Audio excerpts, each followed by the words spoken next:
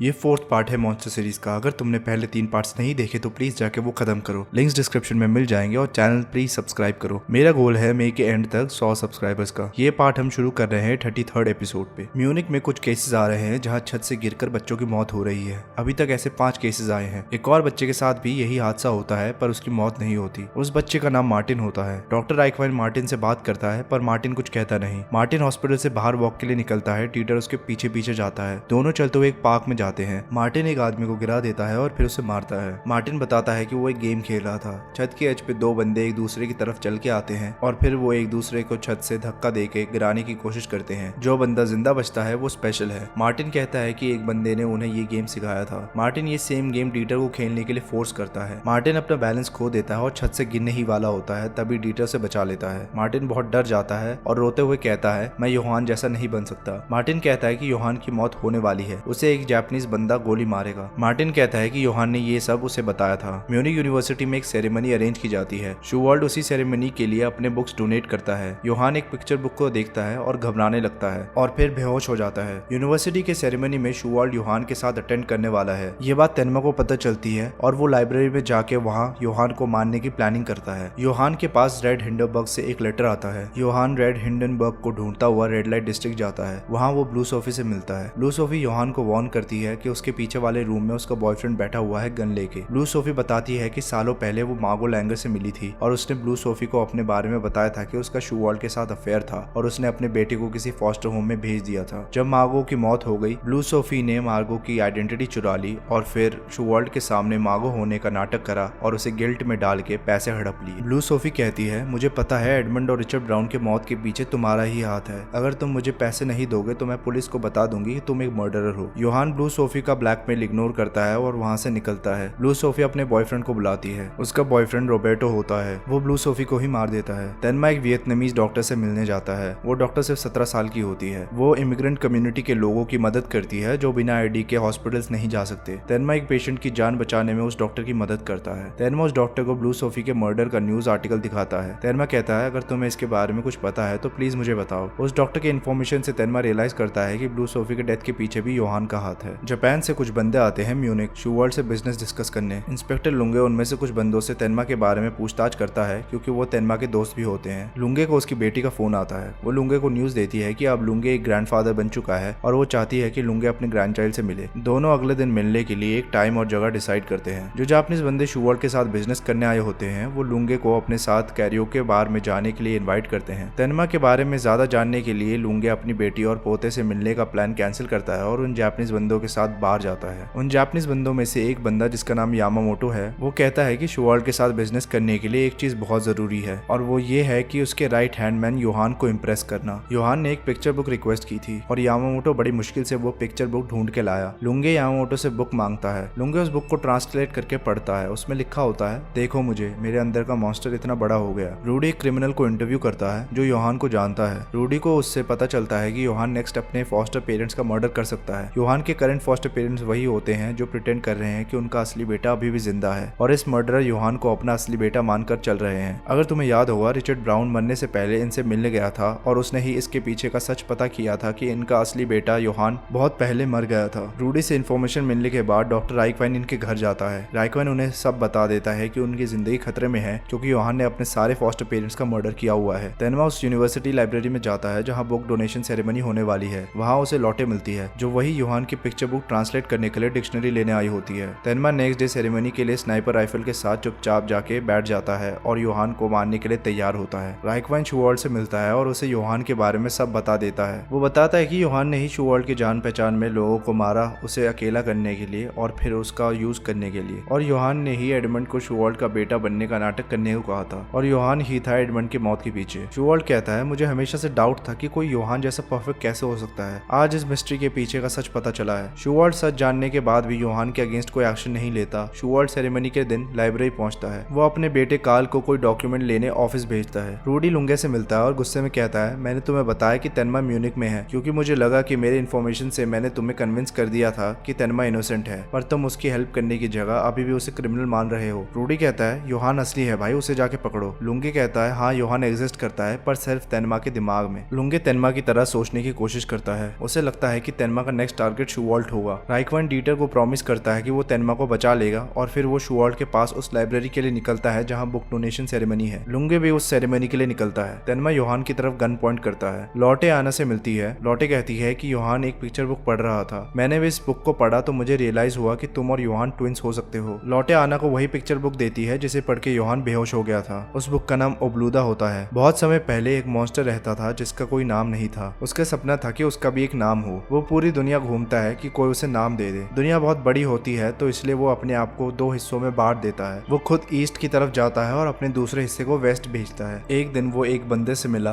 उसने बोला कि मुझे अपना नाम दे दो, अगर तुम ऐसा करोगे तो मैं तुम्हारे अंदर चला जाऊंगा और तुम्हें शक्तिशाली बना दूंगा। वो बंदा मॉन्स्टर की बात मान लेता है। उस बंदे का नाम ऑटो होता है और वो गाँव का सबसे शक्तिशाली आदमी बन जाता है। एक दिन ऑटो कहता है, देखो मुझे, मेरे अंदर का मॉन्स्टर बड़ा हो रहा है। एक दिन वो मॉन्स्टर ऑटो को अंदर से खा जाता है और लास्ट में फिर से वो मॉन्स्टर अकेला हो जाता है बिना नाम के। वो मॉन्स्टर एक के बाद एक बंदे के साथ ऐसा ही करता है। एक दिन वो मॉन्स्टर एक कासल में जाता है और वहाँ एक बीमार बच्चा होता है। वो उसके अंदर चला जाता है। वो बच्चा वहाँ का प्रिंस होता है और मॉन्स्टर की वजह से वो हेल्दी हो जाता है। हर बार की तरह वो मॉन्स्टर आउट ऑफ कंट्रोल हो जाता है और सबको खा जाता है। कासल में कोई नहीं बचता। वो प्रिंस बाहर चलता जाता है और फिर वो उस मॉन्स्टर के दूसरे हिस्से से मिलता है जो वेस्ट गया था। प्रिंस के अंदर का मॉन्स्टर कहता है, अब मेरे पास बहुत अच्छा नाम है। वो वेस्ट वाला मॉन्स्टर कहता है, मुझे नाम की जरूरत नहीं है, मैं ऐसे ही खुश हूँ। प्रिंस के अंदर का मॉन्स्टर अपने दूसरे हिस्से को खा जाता है। अब मॉन्स्टर मतलब जो अब उस लड़के के अंदर होता है, उसके पास अब नाम तो है पर उस नाम से उसे बुलाने वाला कोई जिंदा नहीं बचता। स्टोरी के लास्ट में हमें पता चलता है कि उस बच्चे का नाम योहान होता है। लॉटे कहती है, मुझे ये बुक पढ़ के बहुत अजीब फीलिंग आ रही थी। एडमंड और रिचर्ड ने अचानक से सुसाइड कर लिया और फिर ब्लू सोफी भी मर गई। क्या इसके पीछे योहान का हाथ हो सकता है? लॉटे बताती है कि योहान अभी बुक डोनेशन सेरेमनी में शू वॉल्ट के साथ है। आना वहां जाने के लिए निकलती है। तेनमा योहान पे गन एम करता है पर ट्रिगर नहीं दबा पाता। तभी रोबर्टो आ जाता है और उससे राइफल ले लेता है और शू वॉल्ट पे राइफल एम करता है। तेनमा उसे सक्सेसफुली टैकल कर लेता है। शू वॉल्ट को योहान का प्लान समझ आता है। वो सबको कहता है कि प्लीज सब लाइब्रेरी से बाहर जाओ। योहान के बंदे लाइब्रेरी में आग लगा देते हैं। तेनमा रोबर्टो पे गन पॉइंट करता है। रोबर्टो कहता है, तुम्हारे बस की बात नहीं किसी को मारना। तभी तेनमा रोबर्टो को गोली मारता है। रोबर्टो बालकनी से नीचे गिर जाता है। योहान के बंदों ने सारे दरवाजे बाहर से बंद कर दिए होते हैं। सारे लोग अंदर ट्रैप्ड होते हैं और लाइब्रेरी के अंदर आग फैलती जाती है। आना लाइब्रेरी तक पहुंचती है और वहां वो डीटर और डॉक्टर राइकवाइन से मिलती है। कार्ल शू वॉल्ट के ऑफिस पहुंचता है और उसकी बताई हुई डॉक्यूमेंट उठाता है। उस डॉक्यूमेंट में कार्ल की माँ मार्गो लैंगर के बारे में रिपोर्ट होती है। मार्गो का असली नाम हेलेंका होता है। हेलेंका बहुत कम एज में चेकोस्लोवाकिया से इलीगली जर्मनी आई थी और म्यूनिक में एज अ कॉल गर्ल पैसा कमाती थी। उन्हीं दिनों वो शू वॉल्ट के साथ भी थी। जब वो 22 साल की थी तब उसने कार्ल को जन्म दिया था। मार्गो यानी हेलेंका ने प्रोस्टिट्यूशन से 1992 में रिटायरमेंट ले ली थी। रिटायरमेंट से पहले वो एक बैंक के प्रेसिडेंट के साथ इन्वॉल्व थी, एक अंडरग्राउंड मनी लॉन्ड्रिंग बैंक जिसका नाम बैंक ऑफ डार्कनेस है। प्रोस्टिट्यूशन से रिटायरमेंट के बाद मार्गो कुछ टाइम तक ऑफनबाग में रहती थी एक 18 साल के लड़के के साथ। वो वहाँ 4 साल तक रह रही थी और फिर 1996 में उसकी मौत हो जाती है। मार्गो ने मरने से पहले अपने एक फ्रेंड को एक लेटर भेजा था। लेटर में लिखा होता है कि जब वो प्राग चेकोस्लोवाकिया से जर्मनी इलीगली बॉर्डर पार कर रही थी, उसके साथ उसकी बेस्ट फ्रेंड भी थी जो बॉर्डर पे पकड़ी गई थी और उसे वापस प्राग भेज दिया गया था। लेटर में लिखा होता है कि बाद में मार्गो को पता चलता है कि उसके बेस्ट फ्रेंड ने ट्विंस को जन्म दिया था। मार्गो लिखती है, रिसेंटली मैं अभी एक लड़के से मिली जो एग्जैक्टली मेरे बेस्ट फ्रेंड जैसा दिखता है। हम इस लेटर से डिड्यूस कर सकते हैं कि शायद मार्गो की बेस्ट फ्रेंड आना और योहान की माँ थी, क्योंकि आना और योहान भी चेकोस्लोवाकिया के बॉर्डर में ही मिले थे और जिस 18 साल के लड़के के साथ मार्गो रह रही थी वो शायद योहान ही हो। लाइब्रेरी के अंदर तेनमा एक दरवाजे पे गोली मार के दरवाजा खोलने की कोशिश करता है। कुछ बंदे भी उसका साथ देते हैं और दरवाजा खुल जाता है। आना खिड़की तोड़ के लाइब्रेरी के अंदर जाती है। दोनों आना और तेनमा लाइब्रेरी के मेन हॉल में पहुंचते हैं जहां वो योहान से मिलते हैं। तेनमा योहान को गोली मारने ही वाला होता है। आना उसे मना करती है और खुद योहान को मारने की कोशिश करती है। एंड में योहान वहां से चुपचाप निकल लेता है और दोनों आना और तेनमा फेल हो जाते हैं। ये था 4th पार्ट मॉन्स्टर सीरीज का। अगर वीडियो पसंद आई तो लाइक और सब्सक्राइब करो। मिलते हैं नेक्स्ट वीडियो में। बाय।